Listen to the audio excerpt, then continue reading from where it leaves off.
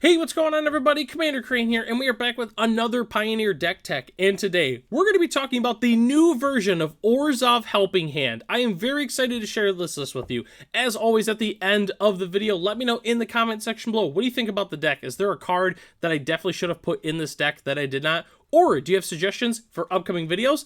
Just let me know in the comment section. And the last thing real quick before we hop into it here, this is the updated version of Orzhov Helping Hand. I originally made the list about a year ago, and it's featuring a few new cards from Duskmourn, and this is our third deck featuring new cards from Duskmourn, so if you haven't checked out the other two videos, you definitely should check those out as well. So let's go and hop into it here. So Orzhov Helping Hand, what are we trying to do?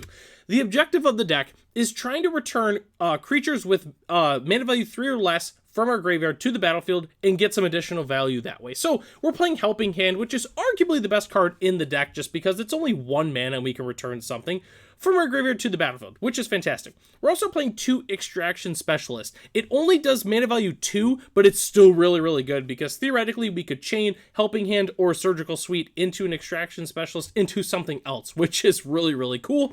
And then we're also playing 4 copies of the new Surgical Suite in Hospital Room. The card is really good, has a little bit of extra late game value, which is pretty sweet. So definitely a huge fan of this package here. This is a really big part of it. So what are the cards that we're looking to bring back from the graveyard? So these are the best things we can bring back. Archfiend's Vessel and Patched Plaything. Archfiend's Vessel is fantastic. Basically, if we reanimate it, it comes back as a 5/5 black demon, which is really cool. We do have to exile it though if we bring it back, so keep in mind it's not like we can just keep doing it over and over. It is a one-time thing, but nevertheless, Archfiend's Vessel is absolutely fantastic. We're also playing 4 copies of the new Patched Plaything. So normally if you cast it, it comes in as just a 2/1 double striker, but if we reanimate it, it comes back as a 4/3 double striker, which against aggro, it's just going to be the biggest creature on the board, and it's going to be able to take out anything. So definitely a huge fan of the brand new Patched Plaything. I think this card is definitely very sweet. So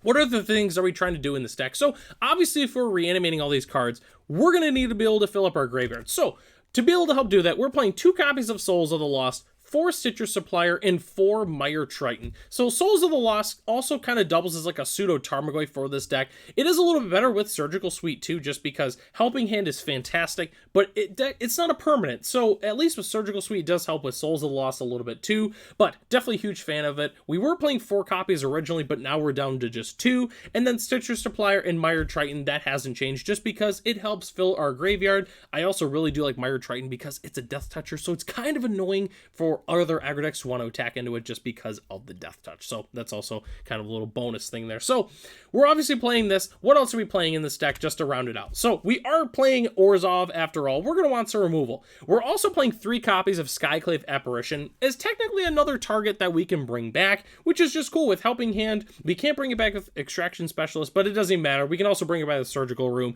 Definitely a huge fan of Skyclave Apparition in this deck. And then we're also playing 4 copies of Bitter Triumph and 4 copies of Thoughtseize, just because Bitter Triumph is just absolutely fantastic. It's such an efficient card, and you know, we can also toss away any like extra creatures that we want to reanimate, or you know, if cards are not really doing anything for us, we can just go ahead and pitch them with the Bitter Triumph. It's really good.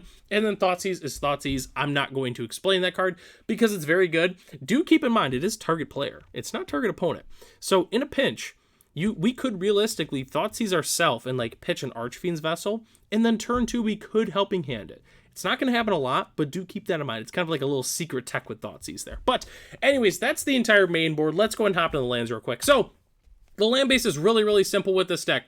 4 Concealed Courtyard, 4 Godless Shrine, 3 Caves of Koilos. Then we're also playing 4 Bright Climb Pathways, our main dual lands. We're also playing 1 Takenuma, 1 Aganjo, 2 Hive of the Eye Tyrant, and then rounding out our basic lands, we are playing 1 Plains and 1 Swamp. And as our spicy basic land of the day, the same ones as the original video, I've always been a big fan of the Battle for Zendikar full art lands, and I just remember opening a ton of these specific lands in the pack. I know most of my like commander decks that are white or black have pretty much mostly all of these lands, so definitely a huge fan of the artwork in general. So don't go anywhere yet. We still have to talk about our sideboard as well as some budget alternatives for the deck. So Sideboarding is going to be really, really simple. We're going to want some Graveyard Hate, but do keep in mind, we do not want Rest in Peace in this deck, because if we play Rest in Peace, it's going to hurt our own graveyard. So play cards like Tormod's Crypt or Leyline of the Void. It's very, very important that we do not play Rest in Peace.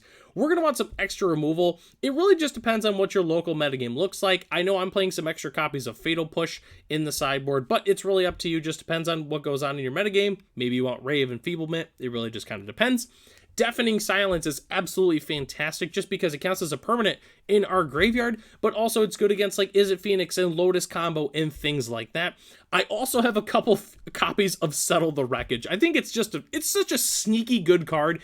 You know, aggro decks don't expect it. They swing in thinking that they've got, you know, the win, and then boom, we just settle them. So definitely a huge fan of the Settle the Wreckage. I did not include this in here, but do keep in mind that if our opponents are playing Leyline of the Void or Rest in Peace, they're going to bring those in against us. So that's also why I'm playing Vanishing Verse in our sideboard. It kind of also butters in with extra removal, but most Graveyard Hate is monocolored anyways. But do keep in mind, if they are playing Tormod's Crypt, you cannot remove the Tormod's Crypt with that. Just kind of keep that in mind. But regardless, definitely going to want some Vanishing Verse to help get rid of our opponent's Graveyard Hate against us.